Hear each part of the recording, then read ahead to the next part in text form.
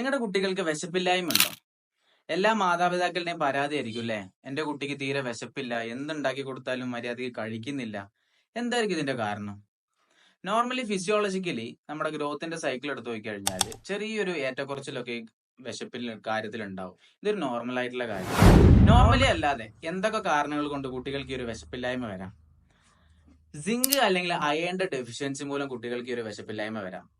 കുട്ടികൾക്ക് കൊടുക്കുന്ന ഭക്ഷണത്തിൽ ശരിയായിട്ടുള്ള അയൺ അല്ലെങ്കിൽ സിങ്ക് ലഭിക്കുന്നില്ലെങ്കിൽ കുട്ടികൾക്ക് ഈ ഒരു ലക്ഷണങ്ങൾ കണ്ടുവരുന്നുണ്ട്.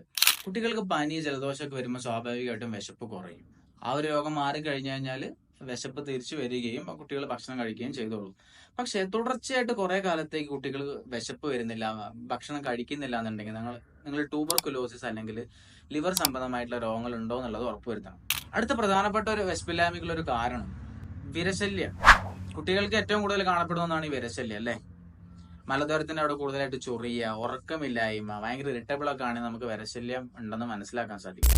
ദഹനക്കുറവ് അല്ലെങ്കിൽ വയറ്റിന്ന് പോവാതിരിക്കുന്ന അവസ്ഥ തുടങ്ങിയ കാര്യങ്ങളിലൊക്കെ കുട്ടികൾക്ക് വിശപ്പുറവ് കാണുന്നു. അതായിട്ട് കുട്ടികൾക്ക് കൂടുതൽ സ്ട്രെസ്ഡ് ആണെങ്കിൽ, ഭയങ്കര ആൻഷ്യസ് ആണെങ്കിലൊക്കെ കുട്ടികൾക്ക് വിശപ്പില്ലായ്മ വരും.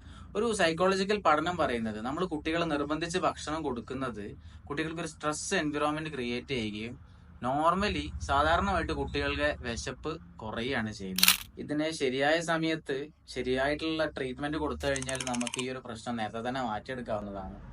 പൂർണ്ണമായിട്ടും നമുക്ക് മാറ്റിയെടുക്കാവുന്നതാണ്. Stay healthy, stay safe.